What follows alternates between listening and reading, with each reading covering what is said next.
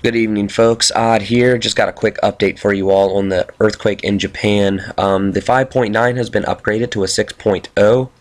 They also just had another 5.1 pop off, so I just want to give you guys in Japan, a fair warning. It seems like you guys are having a little bit of a ramp up here.